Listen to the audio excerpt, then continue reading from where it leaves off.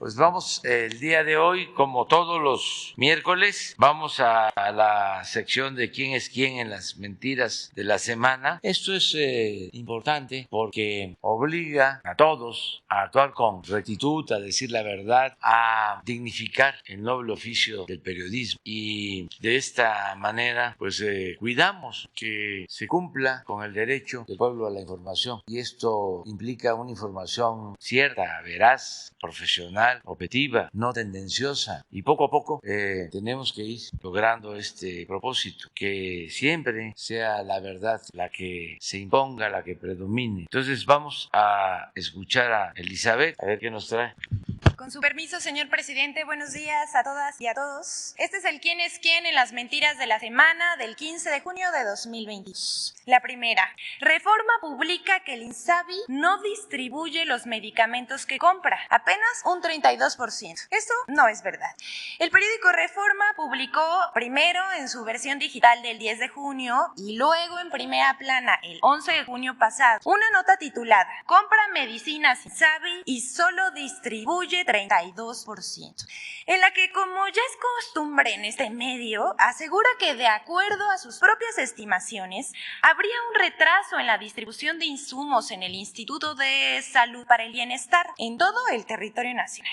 Pero eso no es verdad, es mentira. Hasta el día de ayer, el INSABI ha entregado 408 millones de piezas que corresponden al 91% de la demanda calendarizada por cada entidad federativa del país. El resto se entregará conforme van demandando las instituciones. Aquí en la pantalla vemos el comunicado, pero Reforma responde a los intereses de las farmacéuticas y busca desacreditar la distribución de medicamentos e insumos por instituciones públicas. Contrario a lo que dice Reforma, el INSABI ha cumplido en tiempo y forma con la entrega de medicamentos conforme a la calendarización establecida por cada entidad federativa y apegada a la cantidad exacta solicitada por cada estado. Siguiente, por favor. Falso que el IMSS le descuente a los médicos bono COVID otorgado desde 2020 por la pandemia. El mismo 10 de junio, también el periódico Reforma publicó la nota titulada "Recibieron bono COVID y ahora se los cobran", en la que señala que personal médico, de enfermería y administrativo del IMSS, que enfrentó los momentos más críticos de la pandemia en la Ciudad de México, recibió un bono como apoyo al alto riesgo de contagio. Sin embargo, ahora se los están cobrando. Eso dice Reforma. Pero esta información es falsa. El IMSS aprobó en 2020 un bono de hasta 20% para personal que ha trabajado en la atención directa de la pandemia de COVID-19, el cual se ha otorgado a 399,009 trabajadores. Para evitar la corrupción que imperaba antes, el IMSS previó que los recursos fueran entregados al personal que prestó sus servicios en áreas COVID, por lo que se estableció un proceso de conciliación y supervisión estricto que considera la recuperación y/o ajustes de pagos indebidos o injustificados. Los órganos encargados de la supervisión identificaron diversos pagos indebidos durante el ejercicio fiscal 2022. Pero como en este gobierno no se permite la corrupción, es mentira lo que dice Reforma, que se le esté descontando al personal que sí trabajó en áreas de alto riesgo durante la epidemia de COVID. A la fecha, el IMSS continúa aportando el bono a quienes se exponen atendiendo la pandemia. Aquí mostramos una tabla de los trabajadores con pago de bono COVID durante 2019, durante 2020, 21 y lo que va de 2020. Así, con el número de trabajadores que tienen ajustes por pagos indebidos en el ejercicio fiscal 2022 es en total el 6% de los pagos. Aquí lo vemos en pantalla. Y bueno, mientras los conservadores difunden una visión pesimista y falseada de lo que ocurre en México, vamos a mostrarles que hay quienes sí ven lo que realmente está pasando y hasta reconocen la labor del gobierno del presidente Andrés Manuel López Obrador. Y como casi no se le da difusión a cierta información, aquí les compartimos el siguiente dato. Según el banco inglés Barclays, la política de estímulos fiscales a las gasolinas en México ha evitado que la inflación alcance el 10%. Por ejemplo, un analista del banco inglés Barclays afirma que la política de estímulos fiscales o subsidios a las gasolinas que ha implementado el gobierno mexicano ha evitado que la inflación alcance el 10%. Gabriel Casillas, economista en jefe para América Latina de Barclays, explicó en conferencia de prensa el pasado lunes 13 de junio que, contrario a lo que se ha dicho, este subsidio a las gasolinas no solo beneficia a las personas de mayores ingresos, sino también a toda la población al evitar efectos secundarios como mayores incrementos en ciertos productos por el aumento de la gasolina a transportistas, por ejemplo. Y bueno, aquí vemos en la lámina lo que dice Gabriel Casillas y lo vamos a repetir.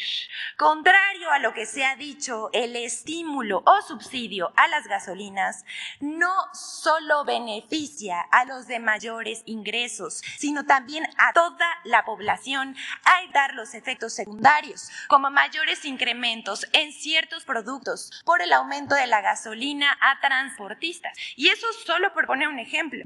Gabriel Casillas, economista en jefe del banco inglés Barclays en América Latina, y es su representante, concluyó con una visión positiva. Él pregunta, ¿por qué estamos un poquito más optimistas con México que con el resto? Porque México está creciendo. No hubo un paquete de estímulos fiscales para paliar la pandemia, pero el mundo está viendo con buenos ojos hoy que la deuda no se eleva. Y agregó, los empresarios se han dado cuenta que el presidente cumple su palabra, ha ayudado a la disciplina fiscal, se ha mantenido la deuda y se ha respetado la autonomía del Banco de México, afirmó el jefe económico de Barclays en América Latina. Este reconocimiento a la política del gobierno mexicano frente a una crisis económica provocada por la pandemia, la guerra de Ucrania y la inflación global. Aquí lo dejamos y hasta aquí la sección. Con su permiso, señor presidente, gracias. 1, 2, 3, 4, 5, 6. Le dejamos ahí. A ver, 7, 8 y 9. Y 10, tú. Está bien. A ver si llegamos hasta allá. Buenos días, señor presidente. Manuel Pedrero del Quintana Roo MX. Señor presidente, estamos a poco menos de un mes de que se inaugure la refinería de Dos Bocas, Paraíso Tabasco, la refinería Olmeca, este 2 de julio. Y justamente hablando con elementos expertos de la Secretaría de Energía, fuentes a Reporteros MX y al Quintana Roo MX apuntan que, a pesar de que la inauguración es el 2 de julio, la primera gota, el combustible ya refinado, tardaría un poco, de hecho mucho, en lo previsto, ¿no? Estamos hablando de 2-3 años, según nos están informando y diciendo. Nosotros estamos interesados en saber si esto es cierto, si usted tiene el conocimiento de que en efecto los resultados, el combustible refinado de Olmeca, en efecto van a llegar unos años posteriores, o si tiene ya algún conocimiento de que va a llegar antes de lo previsto, porque sí estamos interesados en este tema, presidente. Sí, en todo proceso de construcción de una refinería, pues hay un periodo de prueba que puede llevar hasta un año. El ejemplo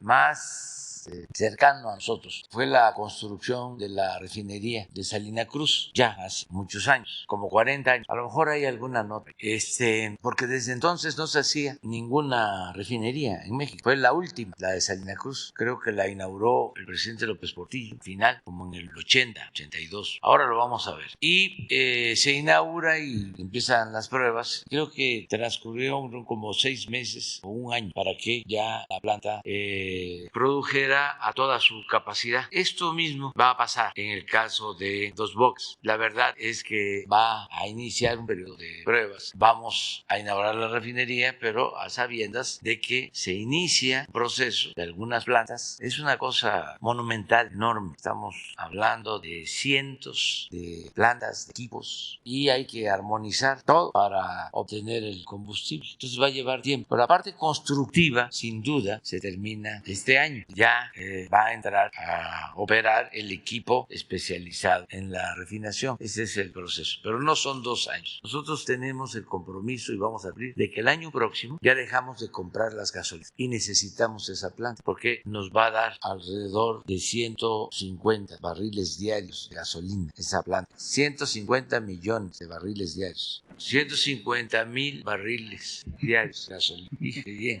Sí, es parecido a lo que nos está dando la planta de Deer Park. Tiene una capacidad de procesamiento de 340,000 barriles de crudo, pero de ahí se desprende una cantidad de gasolinas y de diésel. No todo se convierte en gasolinas y diésel. Hay un porcentaje que se merma, se disminuye. Entonces necesitamos nosotros esa refinería. Ya las 6 refinerías que estamos rehabilitando hoy están procesando 840,000 barriles de crudo. A ver, hacemos la cuenta. Las 6 refinerías queremos llevarlas de 840,000 que tienen hoy a 1,200,000 barriles de procesamiento. Más 340,000 de Dos Bocas. Ayúdenme allá. Más 340,000 de Deer Park. Más 2 coquizadoras que nos van a permitir procesar 75,000 barriles diarios cada una. Entonces en crudo vienen siendo como 1,800,000 o 2 millones. ¿Cuánto les dio? No nos ayudaron. Ahorita la hacemos.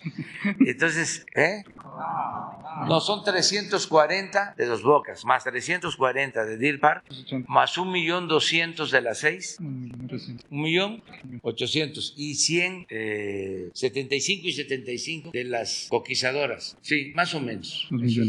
Y eso nos va a permitir contar con alrededor de 800 barriles diarios de gasolina y como 500, 600 de diésel, que eso es lo que nos va a permitir la autosuficiencia. Eso lo vamos a poder explicar a detalles. Pero bueno, la respuesta es de que sí, va a llevar tiempo. Un periodo de prueba. Sí, pero no los 2 años. Correcto. O sea, va a estar ya produciendo a toda su capacidad el año próximo. El compromiso que tenemos es dejar de comprar las gasolinas y el diésel, ser autosuficientes en el 2020. Y ese es el compromiso que vamos a hacer. Correcto, presidente. En una segunda pregunta, presidente, hace un par de semanas, mientras salíamos de este recinto histórico, hermanos centroamericanos, concretamente de la República de Guatemala, asistieron a Palacio Nacional para llegar a hacer una denuncia aquí a estas instalaciones, debido a que los turistas guatemaltecos que desean visitar nuestro país a través de la vía terrestre, a través de sus vehículos, al momento de cruzar la frontera en regiones como Tapachula y otros sitios de la frontera mexicana, están denunciando que el SAT México está justamente adquiriendo, quitando, robando sus vehículos por términos que ellos califican de legaloides, en los cuales pues denuncian incluso agresiones hacia ellos al momento de cruzar la frontera con pues evidentemente toda su documentación y acreditaciones correspondidas a la ley pues en términos migratorios. Aquí lo preocupante, presidente, es que está creciendo cada vez más estos casos y poco a poco están denunciando que entre más vienen, más les están sustrayendo sus vehículos, presidente, al igual que sus pertenencias y sus patrimonios que han construido en Guatemala y en otras regiones de Centroamérica.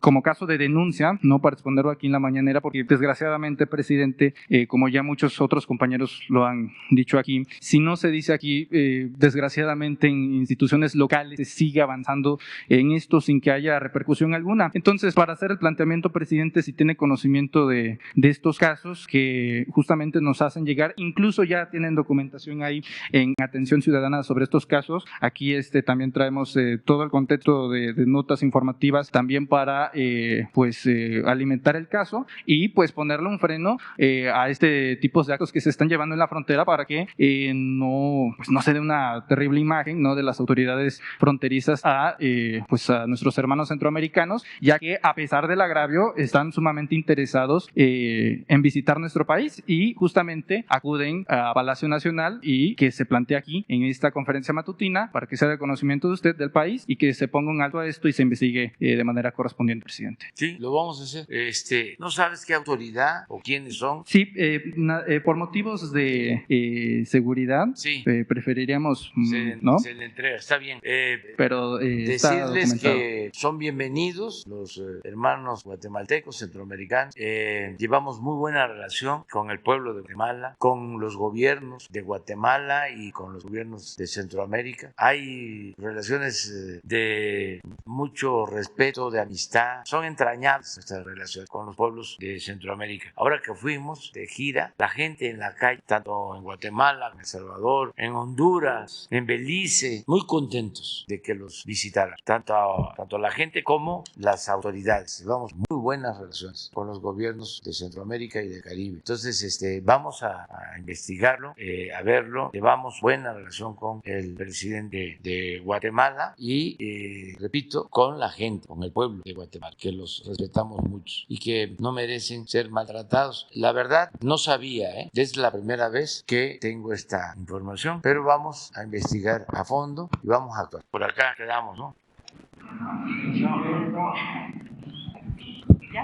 Hola. Tenemos tiempo. Ya, gracias, presidente. Buenos días. Adriana Estela Flores de Imer Noticias. Le quisiera preguntar en primer lugar acerca de unas situaciones de violencia que se registraron ayer en diferentes estados del país. En San Cristóbal de las Casas causó mucha repercusión las imágenes de bloqueos de personas que estaban resguardadas dentro de un centro comercial debido a balaceras que se suscitaron allí en esta ciudad de Chiapas. Preguntarle pues acerca de esta situación y también de un enfrentamiento que ocurrió en Texcaltitlán, en el Estado de México, que dejó también a hombres abatidos, y pues preguntarle cuál es el diagnóstico que tiene el gobierno federal respecto a estos hechos de violencia que se siguen registrando en el país y si esto hará o que usted considere necesario hacer un ajuste en la estrategia de seguridad, presidente. Pues es muy lamentable que se sigan presentando estos hechos de violencia. Se están atendiendo. En el caso de San Cristóbal son dos grupos que se están disputando el control de un mercado, así están,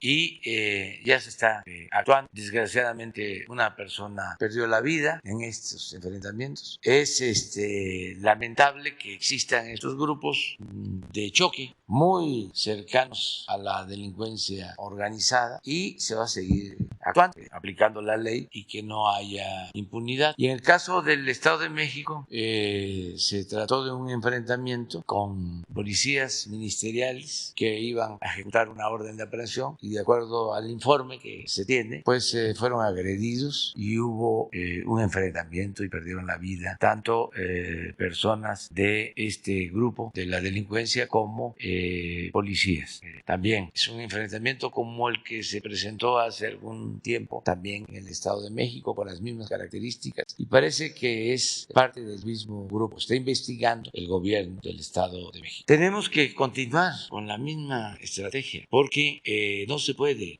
enfrentar la violencia con la violencia. Esto es polémico. El periódico conservador Reforma, ahora mostrabas otra nota, a ver si lo vuelves a poner, con la misma concepción que tienen los conservadores. Sí, esto mismo.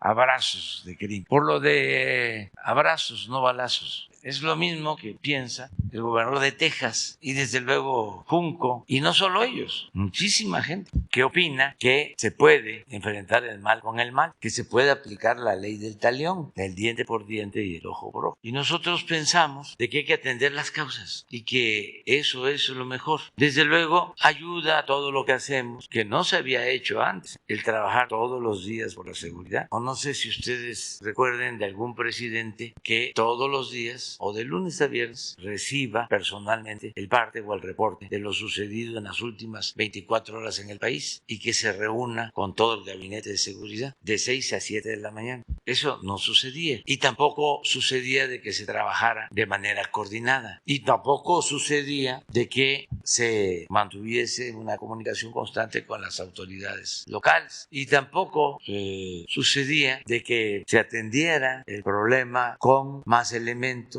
con mayor profesionalismo, con más inteligencia y mucho menos sucedía de que no existiese contubernio entre la autoridad y la delincuencia. me he cansado de decirlo, pero eso no aparece en el Reforma, de que ya no es García Luna el encargado de la seguridad pública en el país. Entonces, todo eso se está haciendo, pero lo más importante de todo es atender las causas, procurar que tengamos una sociedad mejor, que los jóvenes sean atendidos, que no se les margine, que tengan derecho al trabajo, que tengan derecho a la educación, que se combata la pobreza, que se evite la desintegración de las familias, que se fortalezcan los valores que existen en las familias, en los pueblos, valores culturales, morales, espirituales, que no se continúe impulsando un estilo de vida materialista que se considere como el dinero. Todo eso es lo que nos va a ayudar a ir resolviendo el problema y vamos avanzando. Nada más que el país estaba en plena descomposición. Por eso yo insisto de que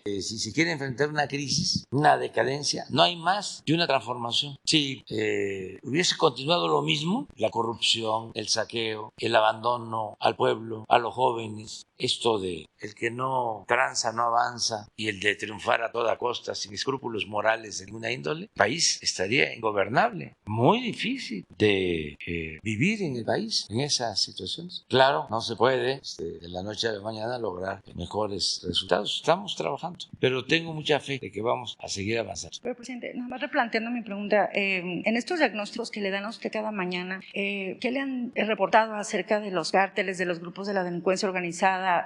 ¿Hay más? ¿Se incrementaron?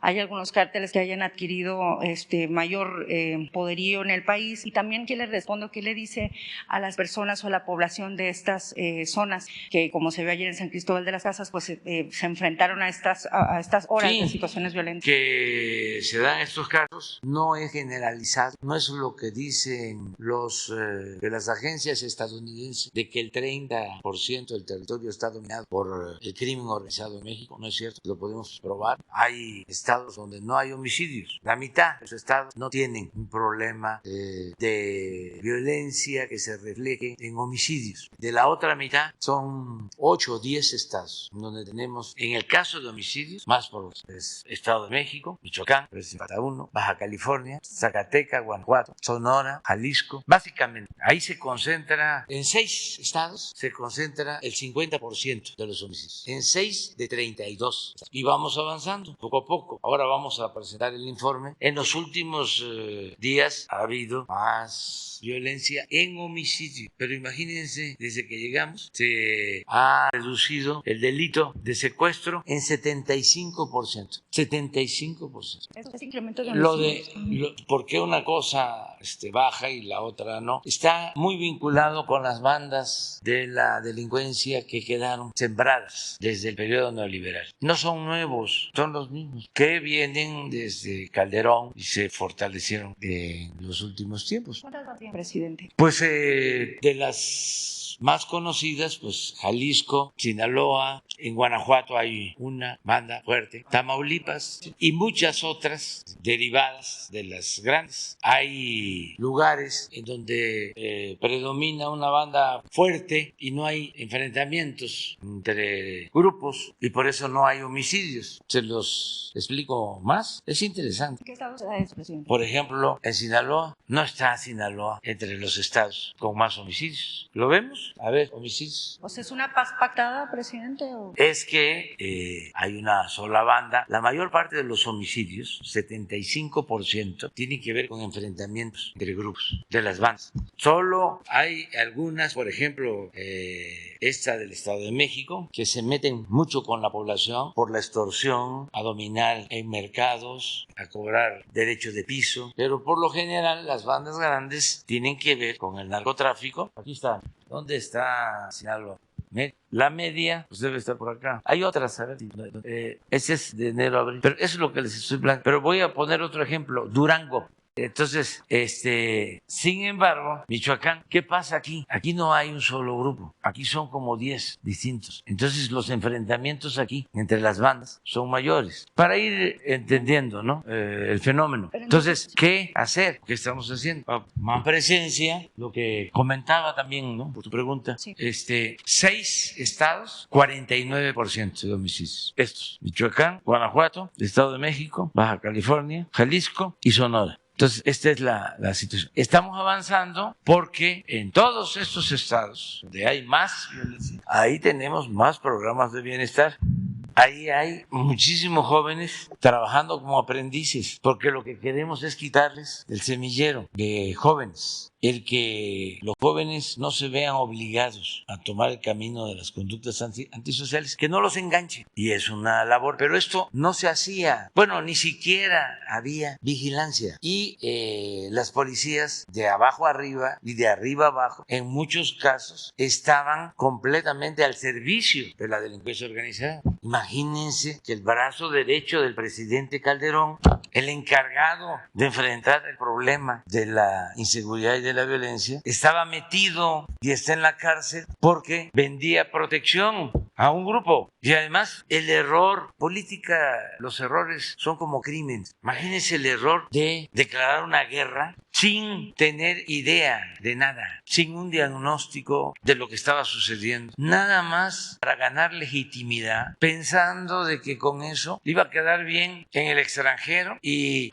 le iban a aplaudir los derechosos. Este sí tiene pantalones. Nos metió en un lío, le pegó un garrotazo a lo tonto, al avispero. Bueno, hasta las guerras son tan importantes y tan dañinas y decisivas que no se les puede dejar en manos de generales. Nada más miren lo que está sucediendo ahora en el mundo por el mal manejo político del conflicto de Rusia con Ucrania. Eso fue un error político y lo que provoca. Por eso digo, la política, no hablemos de que sea la ciencia, el arte, ¿verdad? Es un oficio y ahí falló la política. Entonces, nosotros ahí vamos, poco a poco, enfrentando este grave problema que se originó porque se abandonó al pueblo por completo y además se elevó a rango supremo la corrupción, y un gobierno sin corrupción no sirve para nada. Para nada.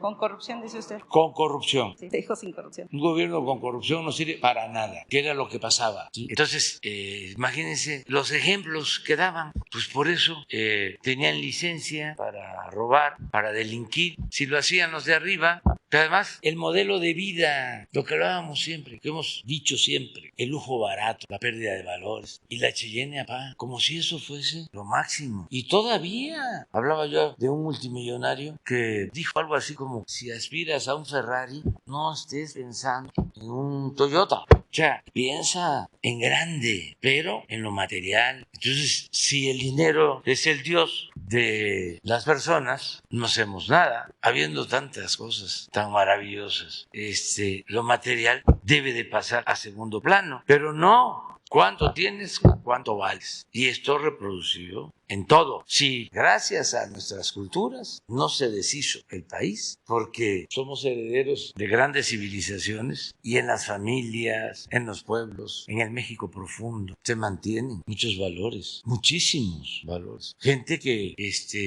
si encuentra una cartera la devuelve y está pensando de que hay que hacer el bien sin mirar a quién. Hay mucho en nuestro país, hay mucha honestidad. Los corruptos son unos cuantos que además se creen muy inteligentes. Por eso México es muy grande. La mayor riqueza de México es la honestidad de su pueblo. Y por eso estamos avanzando. Y por eso estoy optimista. Y además, vean la imagen de México en el mundo en los últimos tiempos. Nos respetan. Si de por sí a México lo respetan mucho y al pueblo de México lo quieren mucho en todas partes, ahora ha recobrado su prestigio, su grandeza, su gloria. Pero es por eso, porque se están llevando a cabo cambios. Y desde luego que están molestísimos. Imagínense ustedes, pero ojalá y lo internalicen, respiren profundo, piensen, ¿qué siente un potentado de México que por influyentismo, porque ellos eran los que mandaban, no pagaban impuestos y que ahora tiene que pagar? Pues están enojadísimos, muy molestos. Claro, ya muchos están entendiendo de que ya no se podía seguir así, engañando a la gente Y por eso la mayoría de los medios de información en contra. ¿Cuándo se había visto eso? Nunca, siendo objetivos. La prensa se dedicaba a aplaudir o a callar. Ya no.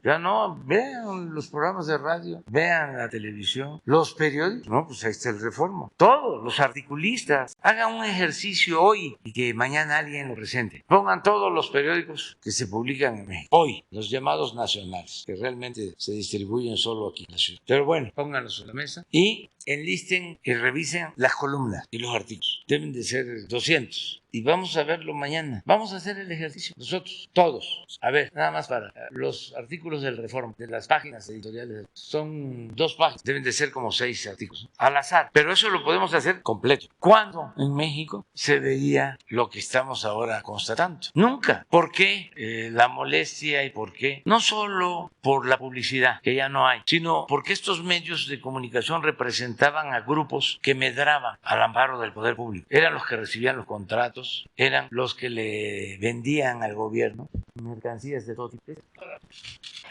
Seguro es en contra. Si buena parte de la clase política no está a la altura de los tiempos que corren, pues descolonicemos los mapas desde nos hemos mirado. Pero a ver si no tiene algo aquí en especial. Acá está Morena, mire. ¿Cuánto vamos de que habla bien de Morena? Preocupados por ganar elecciones y marcar terreno, Morena y sus aliados o la oposición y los suyos suman y restan para declarar victorias o maquillar derrotas. Y está bien, en lo electoral se trata de ganar. Otra vez, nada nuevo. Participan los que quieren y los que no. No, solo que en la visión reduccionista de nuestras contiendas contemporáneas, exhibidas en redes sociales y asfixiadas por lugares comunes, las ausencias son traición y las presencias acaso se reconocen como accidentes. A ver, Sergio, dice aquí nomás, muchos linchamientos en nuestro país quedan impunes porque las autoridades no quieren enfrentar a un pueblo entero. La impunidad hace que se repita. O sea, sí, que los justificamos los linchamientos. Ah, mire, aquí estoy yo. Sí, no falta quien justifique los linchamientos como expresión de los usos y costumbres. En 2001, cuando un presunto ladrón de imágenes religiosas fue linchado en Santa Magdalena, Tlalpan, el entonces jefe de gobierno de la Ciudad de México, Andrés Manuel López Obrador, declaró: con las tradiciones de un pueblo, con sus creencias, vale más no meterse. Es parte de la cultura y las creencias de los pueblos originarios que representan al México que no termina por irse, al México profundo. Fíjense que sigo pensando lo mismo, pero él tiene una visión distinta. Les voy a contar una historia. Al hermano de Porfirio Díaz lo lincharon. Era gobernador de Oaxaca y se caracterizaba por sus abusos, por sus excesos. Y en una ocasión había una protesta en Juchitán y mandó a la policía y arrasaron con Juchitán y quemaron al pueblo y fusilaron a los llamados cabecillas, incluido al sacerdote. Pero lo que más les dolió a los juchitecos es que se llevaron al santo patrón, creo que es San Jacinto, el santo patrón de Juchitán, San Vicente. Y a pesar de que habían quemado el pueblo y que habían asesinado a los supuestos cabecillas y al sacerdote, ya la gente lo que quería era que le devolvieran el San Vicente, su santo patrón. Ese es el México profundo. Entonces, Félix Díaz, papá del Félix Díaz, que después enfrentó a Madero, a este Félix Díaz, que era gobernador, le decían el Chato Díaz, hermano de Porfirio. No quería devolverles el santo. Y los de Juchitán le escribieron al presidente Juárez. Que el presidente Juárez, siendo anticlerical, pero conociendo las tradiciones de los pueblos, porque el presidente Juárez era anticlerical, pero no era antirreligioso, y le tenía un profundo amor al pueblo. Le escribió al gobernador de Oaxaca. Ya tenían diferencias, porque ya los hermanos Díaz, Porfirio, ya estaban a punto de rebelarse en contra del presidente Juárez. Entonces le escribió y le pidió que le devolviera el San Vicente a Juchitán, y les devolvió el santo, pero se los mandó en una caja de madera, en trozos. La gente, pues, lo arregló. Yo he ido a Juchitán buscando el San Vicente, ya no está. Pero esto que les estoy comentando es parte de una investigación. Hay documentos. Es una investigación que está en uno de los libros de historia de México de Daniel Cosío Villegas. Entonces, viene la rebelión de la Noria, de Porfirio Díaz, en contra del presidente Juárez, y va el ejército federal a enfrentar a los rebeldes a Oaxaca. Y el gobernador era el hermano gobierno de Porfirio Díaz. Entonces, cuando sienten que no iban a poder resistir, deciden salirse de Oaxaca y el Chato Díaz manda a su ayudante a conseguir un barco a Puerto Ángel y sale de Oaxaca a Puerto Ángel para embarcarse e irse al extranjero. Su ayudante llega a Puerto Ángel, le había una embarcación y la contrata y se va él. De modo que cuando llega Félix Díaz no hay ninguna embarcación en Puerto Ángel y se tiene que esconder ahí a esperar que llegue una embarcación. Los juchitecos, quien conoce Oaxaca, sabe que no está cerca Juchitán de Pochutla, de Puerto Ángel, ahí donde fue ahora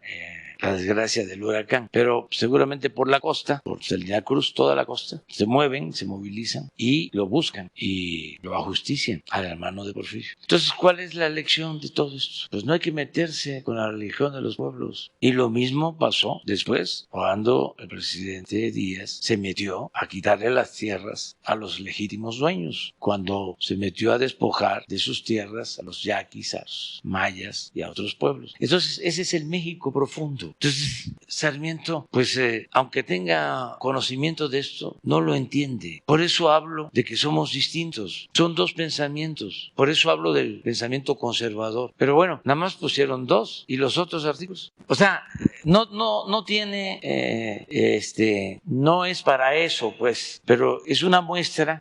El Reforma es como el equivalente, ya hablando de historia, a lo que fue el Imparcial en la época de Porfirio Díaz. Nada más que el Imparcial sí era un periódico muy leído. Fíjense que llegó a tener un tiraje de 120,000 ejemplares diarios en aquellos tiempos. Claro, totalmente porfirista. Se apoyaba Porfirio en el Imparcial. No. La gran evasión, ¿de quién es? De los migrantes, ¿no? Por decir, Calderón, ¿no? Aquí estoy yo, mire, en la hamaca. No es la hamaca. A ver, espérate, pero deja. Está interesante. Tenía tiempo que no lo veía yo. Sí, estamos muy obsesionados por ellos. Y miren al que sigue. Este es segurísimo. El dinero que ha generado nuestro gobierno con la venta del crudo en el último año no es permanente ni recurrente, pero no lo ahorran, lo estamos tirando. Fondo desfondado. Pero también es entendible, porque ¿qué hacían antes con los excedentes? En el gobierno donde se recibió más dinero por precios altos del petróleo fue en el de Calderón. ¿Y qué hicieron con los excedentes? Nosotros se los estamos dando a la gente porque una parte del excedente nos está permitiendo que no aumente el precio de la gasolina y esto ayuda al pueblo. ¿Pero ustedes creen que esa política les gusta a los conservadores? No, dádivas, ¿dónde está? Sí, es decir, el dinero que debería ser para beneficiar a futuras generaciones, por ejemplo, para que no pagaran impuestos los banqueros, los grandes empresarios, que son los que están financiando al Reforma. En vez de eso, estamos gastando hoy en dádivas como el Tren Maya, como Dos Bocas, como el Transísmico, son dádivas. ¿Saben cuántos están trabajando hoy en Dos Bocas? Cerca de 30,000 obreros, nada más por eso. ¿Cuándo se había invertido tanto dinero en el sur-sureste como ahora? Pero convencerlos a ellos, no, pero ellos dominaban. A ver si hay alguien que hable de la crisis de Nuevo León. Sí, no existe, ¿verdad? No, porque los dueños de este periódico, que son también los dueños del norte, ponen y quitan gobernadores y no asumen su responsabilidad. Pero bueno, esto es lo que... Y mira, tenía tiempo que no veía a Catón. Ya está grande, le mando un saludo y le deseo viva mucho más tiempo y con alegría. Vaya.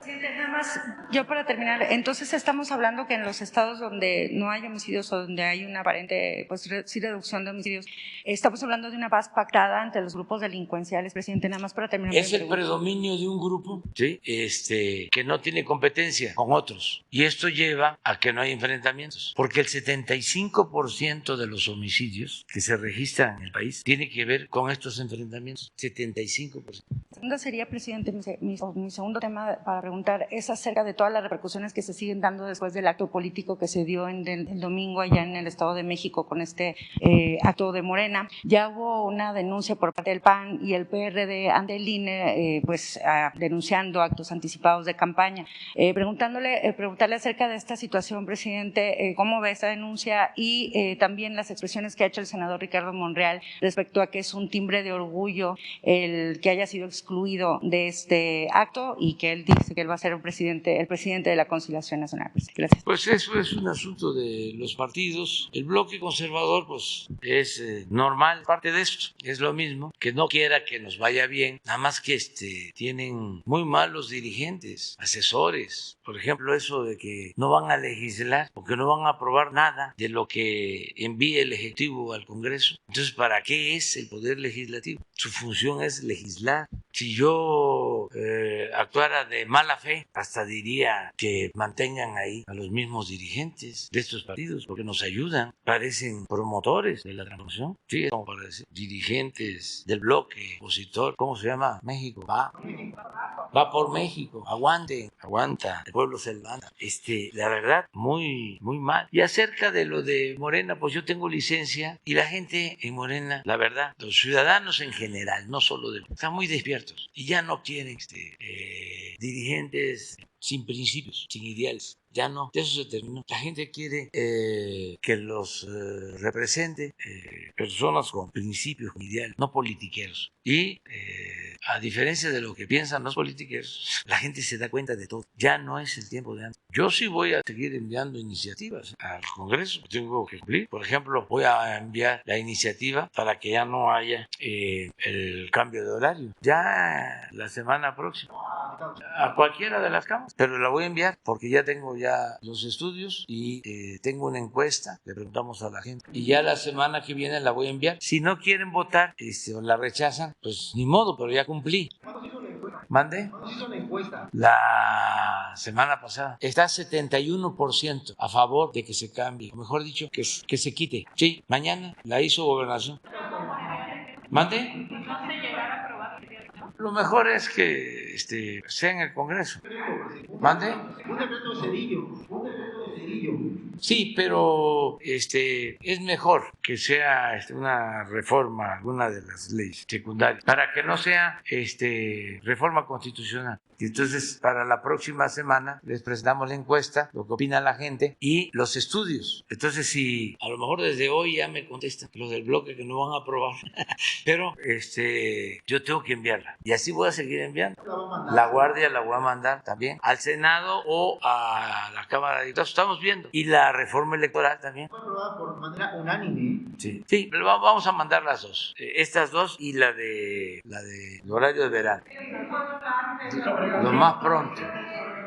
No, pero vamos por orden. ¿A dónde quedamos? A ver, ¿quién quedó? Ándale. Tenemos tiempo. Buen día, presidente. ¿Sí se escucha? Ay, perdóname. ¿A quién le toca? ¿Cómo? ¿Tú la pediste? Sí. Bueno, las dos, pues. Gracias, presidente. Las dos. Buenos días, Nancy Flores de la revista Contralínea. Presidente, usted nos había dicho que no iba a pronunciarse respecto de los estados que estaban en proceso de elecciones hasta que pasara pues estos comicios. Ya el pueblo de Tamaulipas ha decidido que pues castigar de alguna manera al Partido Acción Nacional y sobre todo al gobernador Francisco Javier García Cabeza de Vaca. Al respecto, presidente, pues nosotros en Contralínea tuvimos acceso a justamente las investigaciones que se llevan en Estados Unidos y también aquí en México respecto de pues varias situaciones, entre ellas los nexos que tendría Francisco Javier García Cabeza de Vaca con el cártel de Sinaloa. Usted ya se pronunciaba hace un momento respecto de este contubernio que existe en algunas entidades todavía y también que existía en el pasado con Genaro García Luna como máximo ejemplo de estos vínculos entre el gobierno y los criminales, ¿no? Los grupos criminales. En este sentido, en esos expedientes, tanto del FinCEN como de la Unidad de Inteligencia Financiera, se da cuenta al menos de 7 empresas fachada del cártel de Sinaloa que lavan dinero también para el cártel de Colombia, que habrían financiado en 2013 la compra de un departamento en Santa Fe al gobernador de Tamaulipas, entonces senador de la República, y en 2019, cuando ya estaban estas investigaciones, se lo habían comprado también estas empresas fachada. Son 7 de ellas y además involucran a una octava en esta última compra. El gobernador de Tamaulipas tiene alrededor de 28 propiedades en México y en Estados Unidos, y por ello las autoridades lo han considerado una situación pues alarmante. En el caso de las autoridades estadounidenses, vieron sospechoso su actividad allá, sobre todo en esta región de Texas, y por eso le abren el expediente. Usted también aquí en la conferencia hace un año había mostrado los documentos de esta solicitud de colaboración del gobierno estadounidense hacia el gobierno mexicano. Preguntarle, presidente, porque todos estos gobernadores pues generalmente lo que dicen es que es un asunto político, que es una persecución política. Lo dijo en su momento Javier Duarte de Ochoa, exgobernador de Veracruz, actualmente procesado judicialmente. También lo dijo en su momento César Duarte, exgobernador de Chihuahua, y que pues ya fue extraditado a México y va a enfrentar este problema judicial que tiene.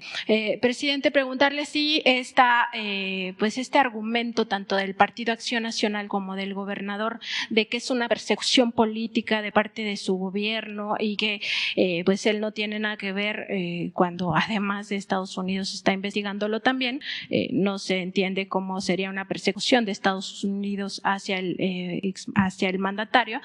Pues preguntarle si esto basta para frenar las investigaciones, si esta presión política frenaría la cooperación que tiene México con Estados Unidos sobre este caso y también la cooperación que tiene con la Fiscalía General de la República. No, mira, son casos que ya están en la Fiscalía y en el Poder Judicial. Entonces ya no queremos nosotros pronunciarnos, precisamente para que no se tenga la excusa o el pretexto de que se les está persiguiendo. Desde el principio he dicho que no es mi fuerte la venganza y tengo mi conciencia tranquila y no soy hipócrita, no tengo un doble discurso. El caso del gobernador de Tamaulipas inició con una investigación de la Fiscalía, que es autónoma. Yo me enteré por los medios. Y cuando empezaron a decir de que era una persecución, me llegó un oficio, que no sé si lo di a conocer aquí, en donde se le pedía a la Fiscalía o a el Instituto, la Oficina de Inteligencia Financiera, ¿El FinCEN? que se revisaran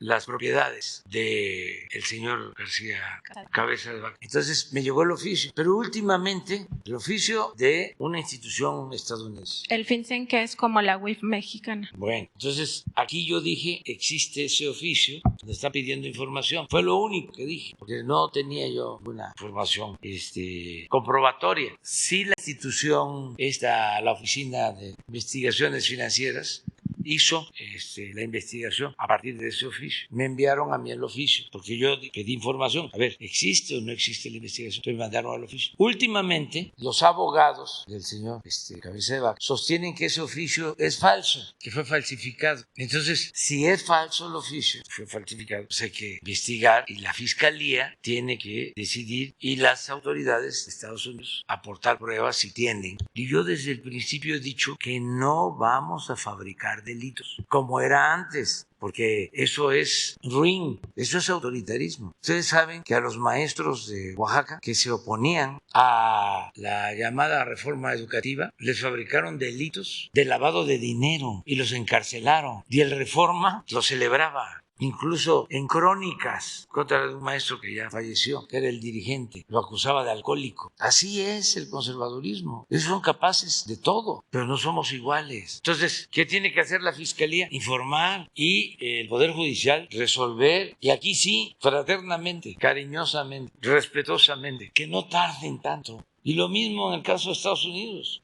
No se avanza. Hay muchísimas denuncias y no avanzan.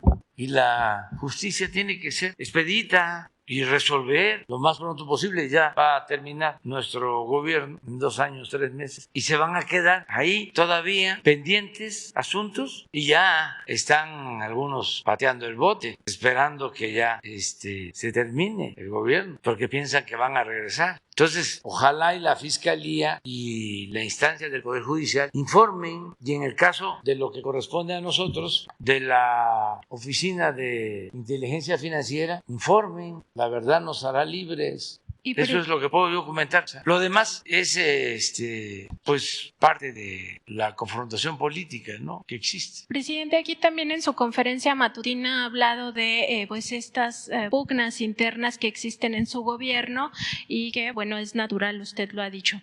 Preguntarle sobre el tema de la soberanía alimentaria, porque usted ha reiterado que uno de los objetivos ahora, incluso ante esta inflación que se está presentando, pues es que pequeños productores, campesinos también reactiven el campo, ¿no? Y esto pues tiene sus propias dificultades por tantos años que se abandonó este sector y sobre todo por estas políticas neoliberales.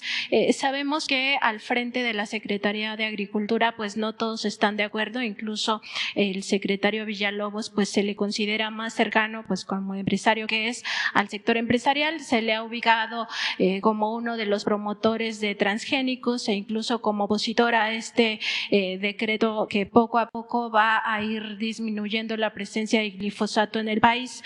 Preguntarle si esto, de alguna manera, estas pugnas internas que existen en su gobierno, no dificultarán este objetivo tan importante para nuestro país, que es garantizar la soberanía alimentaria pues en un campo devastado prácticamente. Si esto no será un obstáculo para estos objetivos y sobre todo pensando que pues se tiene que cambiar también la visión en el campo de lo que se requiere y de cómo impulsar a los pequeños productores, a los campesinos, a los ejidatarios, para que todo esto llegue a buen puerto rápido. Sí, hay diferencias, pero están muy claros los objetivos, el propósito del gobierno, y es apoyar a los campesinos más pobres. Pero no solo es el discurso, la retórica, son los hechos. Se está ayudando como a cerca de 3 millones de productores campesinos y pobres, la mayoría. ¿Cuáles son los programas de agricultura? El Producción para el Bienestar. Eso va a 2 millones de productores que reciben de manera directa un apoyo para sembrar. Lo que era el Procampo se reformó y ahora le llega a los de abajo, a cerca de 2 millones. No lo maneja Agricultura, pero tiene que ver con el campo. El programa Sembrando Vida. Son, creo que 5,000 pesos por jornal. A ver si...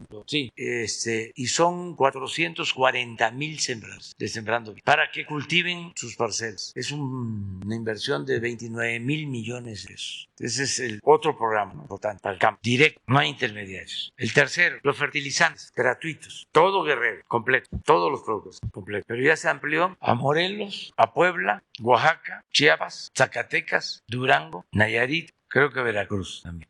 Y se va a ampliar más. Y son fertilizantes gratuitos para pequeños productores. ¿Qué otro programa? El apoyo directo a pescadores, a 200,000 pescadores que reciben un apoyo. De los que recuerdo, no son muchos. Antes eran muchísimos los programas. Hace poco leí a uno de estos expertos que decía, habían 20 programas o 30 y ahora nada más hay 5. Se abandonó el campo. No, son menos pero mejores. Son pocos pero mejores. Y le llegan a la gente. Lo que, por ejemplo, el Procampo no le llegaba a los pobres, no le llegaba a las comunidades indígenas. Y ahora lo primero son las comunidades indígenas. Entonces sí ha habido un cambio, una política y una cosa muy importante. Imagínense cuánto se quedaba de ese dinero que se entregaba supuestamente a los campesinos o se destinaba al campo en las organizaciones. ¿Cuánto le entregaban a Antorcha Campesina? Miles de millones de pesos a todas las organizaciones. Sí, así como lo hicimos con la COFEPRIS, así tenemos que hacerlo también sobre cómo era la corrupción, porque a veces se olvida. Pues claro que se molestan porque ya esos programas no funcionan. Y acerca de cómo se aplican los programas, bueno, pues hay responsables, el secretario cumple con su responsabilidad y si ya dijimos no al maíz transgénico y no a agroquímicos que dañen la salud, pues así está. Y sí hay, no es este el caso. En todos lados hay resistencias al cambio. Y en todos los gobiernos, yo les hablaba pues de el mejor gobierno que ha habido en la historia de México, el gobierno del presidente Juárez, y cómo se enfrentaban los ministros. Yo creo que el presidente Juárez, todo el tiempo que estuvo en la presidencia, su encargo, creo que tuvo más de 10 secretarios de Hacienda. Una vez los conté, creo que como 14, porque pues no entendían o no se entendían entre ellos, y él era muy conciliador y muy paciente, y por eso su grandeza, porque habían radicales liberales y habían liberales moderados y se enfrentaban.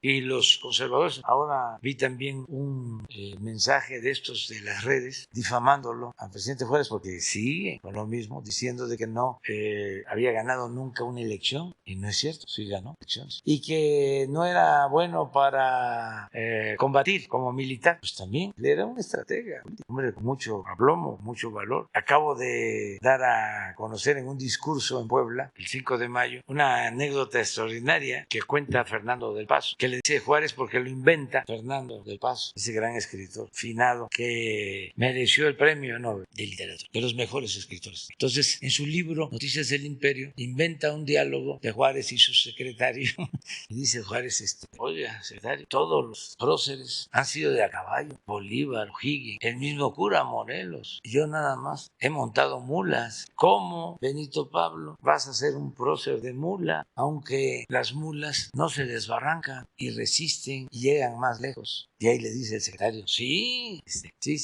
usted es mula. Perdón, presidente. Entonces, ¿qué tenía? Perseverancia. Y pues así logró sacar adelante al país y resolviendo las diferencias. Y nosotros tenemos aquí debates al interior del gobierno, distintos puntos de vista, y buscamos la conciliación, pero ya no tiene ninguna influencia el pensamiento conservador aquí. Eso es todo. Buenos días, señor presidente. Gracias. Janet Galindo, de Grupo Transmedia La Chispa, Campeche, Yucatán, Quintana Roo, Petrolera, Ciudad de México. Señor presidente, quisiera preguntarle, en redes sociales está circulando ya un adelanto editorial de un libro escrito por Raúl Olmos sobre la Casa Gris. Hoy escribe, este periodista, hoy escribe sobre ese tema, tratando un tema que en su momento ya también fue aclarado por usted. Sin embargo, hay temas y hay otros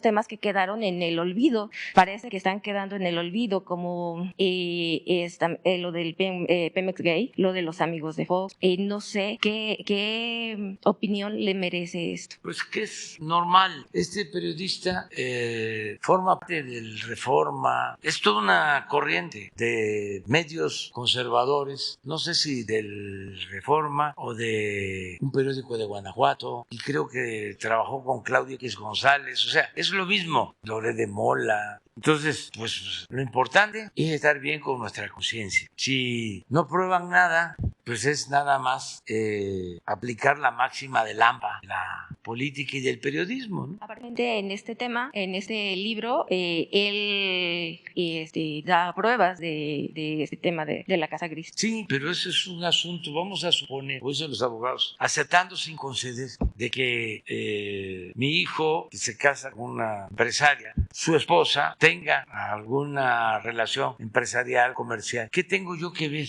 Si tienen pruebas, pues que procedan legalmente en contra de los responsables. Pero yo lo que estimo más importante en mi vida es la honestidad. Y yo no establezco relaciones de complicidad con nadie. Y cuando digo nadie, incluyo a mis hijos y a mis familiares. Si no, ya me hubiesen destrozado estos mafiosos con sus voceros. No hubiese yo resistido. Mi escudo, lo que me protege, es mi honestidad. Y no quiero ofender a nadie, pero no me interesa el dinero. Lucho por ideales, lucho por principios. Siempre. Nunca he tenido una cuenta de cheque, nunca he tenido una tarjeta. Vivo con mi trabajo, no aspiro a acumular dinero y también por eso no quiero ofender a nadie, porque no todo el que tiene es malvado. Pero yo soy feliz de esta manera y lo pensaría de veras y no quiero ofender a nadie, pero no me gustaría subirme a un Ferrari, ni siquiera de ir de acompañante. No me gustaría ir a un hotel de gran lujo. O sea, porque no me produce felicidad, al contrario, me produce remordimiento de conciencia. Pero no estoy en contra del que tiene un Ferrari, ni estoy en contra del que tiene mansiones, no estoy en contra del que con esfuerzo, con trabajo, de conformidad con la ley, ha logrado un patrimonio o ha heredado una gran riqueza. No estoy en contra de ellos, para nada. Estoy en contra de la riqueza mala vida, estoy en contra de la corrupción, del saqueo. Me molesta muchísimo de cómo se robaban el dinero de las medicinas. Acabo de ir a Oaxaca y sobrevolamos en la zona afectada por el huracán. Fuimos a Pluma Hidalgo y fuimos luego a Candelaria Losicha y bajamos ahí, en los dos lugares, y también en Puerto Ángel, Asunto, la costa. Y bajamos en Candelaria Losicha y hablamos con la gente, y ahí está la Secretaría de la Defensa y Marina y muchos servidores públicos ayudando. Y voy a regresar este viernes ya para entregar recursos y apoyar a la gente. Se les está apoyando, pero más todavía a los damnificados. ¿Pero qué veo? ¿Qué me dice la gente? Un hospital abandonado en Candelaria Losicha desde hace 15 años que lo empezaron a construir. Y así dejaron en Oaxaca, estos del bloque conservador, como 50, porque lo que les importaba era dar los contratos de construcción y robarse el dinero. Unos auténticos delincuentes. ¿Pero quiénes eran los delincuentes antes? Ahora los de las bandas. Antes los rateros eran los que se robaban una gallina, un pavo, una bolsa en el mercado. Los grandes ladrones ni siquiera perdían su respetabilidad. Entonces, imagínense una familia de Candelaria Losicha, que se le muere su enfermo, su niño, porque no hay médico y está viendo el hospital ahí. Eso es lo que me indigna. ¿Cómo no me voy a indignar de que una corporación financiera obtenga utilidades que ni siquiera se quedan en México por 2, 3, 5 mil millones de dólares y no paguen un centavo de impuestos? Eso sí, molesta, pero eso es corrupción, pero no es estar en contra del que trabaja, invierte, genera empleos, contribuye. Entonces, esa es la diferencia que tenemos con estos grupos. Pueden escribir todos los libros que quieran con absoluta libertad y van a vender muchísimo. En otro tema, señor presidente, bueno, hace rato usted ya también estuvo comentando con respecto a la corrupción. En estos momentos México se encuentra a nivel mundial muy bien situado en el combate a la corrupción. Sin embargo, también se mostró ahorita que antes el combatir la corrupción salía en primera plana. Digo, finalmente, ahorita no está todo este trabajo, no sale en primera plana. Entonces, ahora que los diputados pues amenazaron con un llamado a la moratoria legislativa, ¿usted los convocaría de nuevo, bueno, los invitaría de nuevo a que llamen ya a legalizar, bueno, a legislar más bien, que ya se legisle lo que es la reforma electoral? Pues sí, pero están en huelga. Es que además me imagino que están muy fatigados. Son muchos los asuntos que tienen que atender. Pero es un asunto de ellos. Yo pienso que es de sabios cambiar de opinión y que si estaban molestos fue después de la elección, de las elecciones, enojados. Dijeron, a ver, ¿cómo nos desquitamos? Entonces pensaron en tirar una pedrada, pero pues, se equivocaron porque su función es legislar. Además, los dirigentes de los partidos no son los jefes de los legisladores. El legislador es representante del pueblo. Un legislador no representa a un partido, representa a los ciudadanos, representa al pueblo. ¿Cómo los líderes, si no son borregos, son representantes populares? ¿Cómo toman una decisión así? Pero es el coraje, ojalá y rectifiquen, pero pues están muy molestos. Imagínense cómo va a obtener votos el PAN si se opuso al programa de la pensión a los adultos mayores. Por lo mismo, porque los domina su conservadurismo, porque para ellos eso es entregar dádivas, es populismo, es paternalismo. Yo me acuerdo que cuando fui jefe de gobierno y comenzamos con este programa aquí, en el 2001, declaró Fox, que era presidente, que eso estaba mal, que lo que se tenía que hacer era poner a trabajar a los adultos mayores, como si no hubiesen trabajado ya toda su vida y merecieran vivir con holgura, con un poco de tranquilidad, tener una pequeña recompensa en el último periodo de su existencia. Pero esa es la mentalidad de Fox, porque esa es la mentalidad conservadora. Entonces, cuando se presenta la iniciativa en la Cámara de Diputados para que la pensión se convierta en un derecho, votan en contra. Es de lo más retrógrada que hay en lo político, y en lo social es de lo más inhumano. Y dicen, son políticas viejas. Bueno, eso es lo que ha predominado en los países europeos más avanzados, como Suecia, como Dinamarca, como Noruega. Está establecido el estado de bienestar. Entonces, ¿cómo van a avanzar? ¿Cómo avanzan si tienen de jefe a Claudio X González? Su papá de Claudio X González, aunque hay que diferenciarlos, pero también voy a hablar de él. Su papá, asesor de Salinas en materia económica, cuando las privatizaciones, promotor de la privatización de la industria eléctrica, que se aprovecha y se queda con una planta de generación de energía eléctrica privada. 1, 2, 3 veces, una especie de Fidel Velázquez, del finado Fidel Velázquez, que era el único líder de la CTM, pero el caso del señor Claudio, en el sector empresarial. Cuando la elección del 2006, él encabezando el movimiento en contra de nosotros, la guerra sucia, violando la ley porque el sector privado compraba tiempos en radio y televisión para difamarnos. Ellos fueron los que crearon lo de que yo era un peligro para su hijo. Me acuerdo perfectamente, me invitan a un foro en Valle de Bravo en 2006, se para su hijo a cuestionarme del por qué estaba yo en contra de la venta de Banamex en aquel entonces y echaba para adelante, entre otras cosas. Pues estaba yo en contra porque no pagaron impuestos, vendieron Banamex a Citigroup en 12,000 millones de dólares y no pagaron un centavo de impuestos. Y el argumento es que es legal, sí, es legal, pero es inmoral, porque si esa operación se hubiese hecho al revés, si Banamex hubiese comprado Citigroup, tenía que haber pagado en Estados Unidos 3,000 millones de dólares de impuestos. Y luego, de repente, aparece como líder de la sociedad civil, desde luego, en contra de nosotros, en contra de los maestros. Es el encargado de la campaña de difamación a los maestros, acusándolos de que eran unos flojos, que no trabajaban, colocando carteles por todos lados, aquí en el periférico, en donde medía por segundo cuántas veces faltaban los maestros a clase. Una actitud nefasta, y de repente se convierte en el líder de los partidos conservadores, y desde luego recibiendo dinero hasta de Estados Unidos, del gobierno de Estados Unidos, para hacer campaña en contra nuestra. Y ese es el dirigente opositor principal.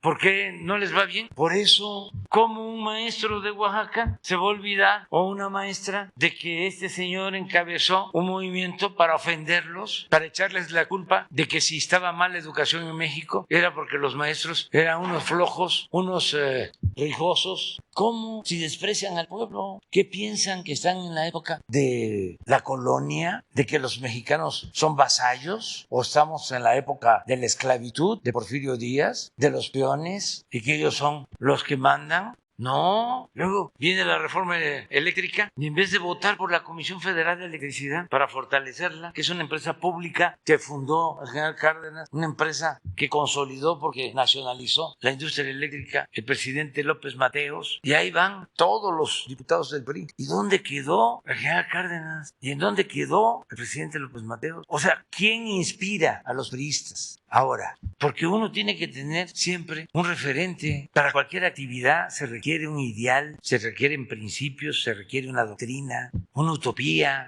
¿Quién nos inspira?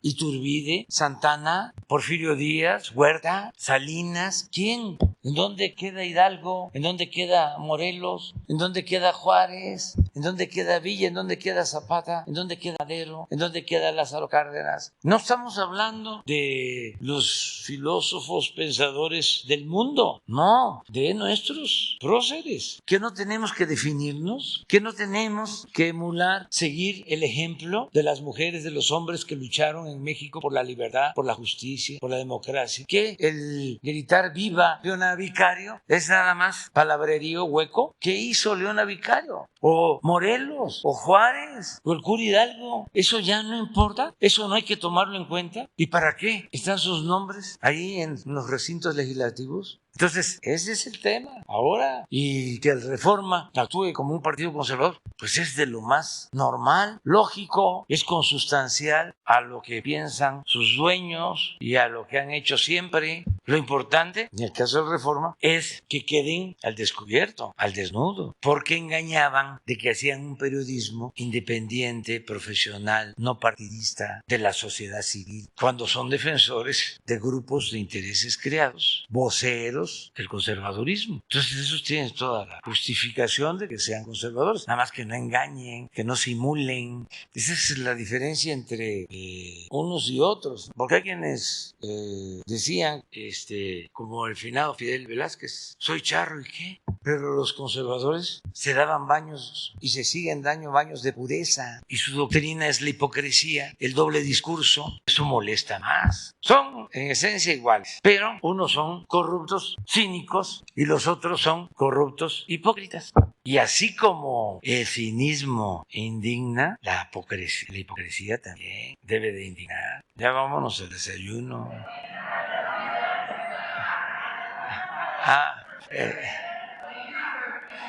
Ya los contenedores de Colima están apareciendo, los están recogiendo. Se va a presentar toda una información sobre lo que tenían los contenedores de mercancía, porque hablaban de oro, de plata, de diamantes. Ya la Secretaría de Marina va a presentar un informe. No, porque se aclara. Claro, la calumnia se maneja en el AMPA del periodismo. La calumnia, cuando no mancha tizna, siempre afecta. Por eso lo hacen. Pero a ver, pon el poema. Vamos a terminar con eso, de Rubén Darío, sobre el fango. Vamos a esperar a que nos informen. Hoy en la mañana hablaron de que habían encontrado 8. Es que hay que empezar a aclarar de que no estaban en el recinto oficial, estaban afuera del recinto oficial, en unos terrenos particulares que rentan, y de ahí se los llevaron. Pero se manejó de que se los habían llevado del recinto oficial, que está a cargo de la Secretaría de Marina. Entonces se va a informar sobre eso. Vengo de Carolina, Nuevo León. Me quedo para mañana. Sí, mañana te quedas. Mira qué bonito esto, mira qué belleza. Puede una gota de lodo sobre un diamante caer, puede también de este modo su fulgor oscurecer, pero aunque el diamante todo se encuentre de fango lleno, el valor que lo hace bueno no perderá ni un instante, y ha de ser siempre diamante por más que lo manche el cien. Era alumno de Díaz Mirón al principio, porque luego Díaz Mirón se volvió porfirista y hasta huertista, pero cuando Rubén Darío estaba joven admiraba al gran maestro de la poesía, Díaz Mirón, bellísimo, ¿eh? Grandes poetas. Bueno, nos vemos.